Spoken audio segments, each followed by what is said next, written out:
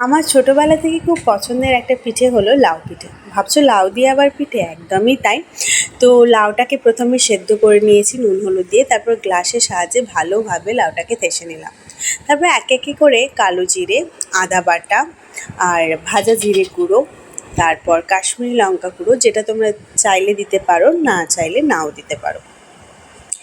এটা ভালোভাবে মিক্স করে নেওয়ার পরে দিলাম 2 কাপ আটা আর 3 কাপ চালের গুঁড়ি।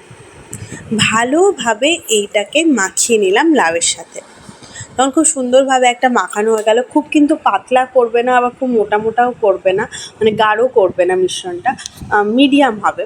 তারপরে আমি একটা ননস্টিক তাওয়াতে ভালো করে অয়েল ব্রাশ করে নিলাম, আর তার মধ্যে ব্যাটারটা দিয়ে ভালোভাবে একটা রুটির শেপের মতো করে গোল করে মেলে দিলাম। তারপরে ভালো করে উলট পালট করে ভেজে নিয়ে রেডি হয়ে গেল আমাদের লাউয়ের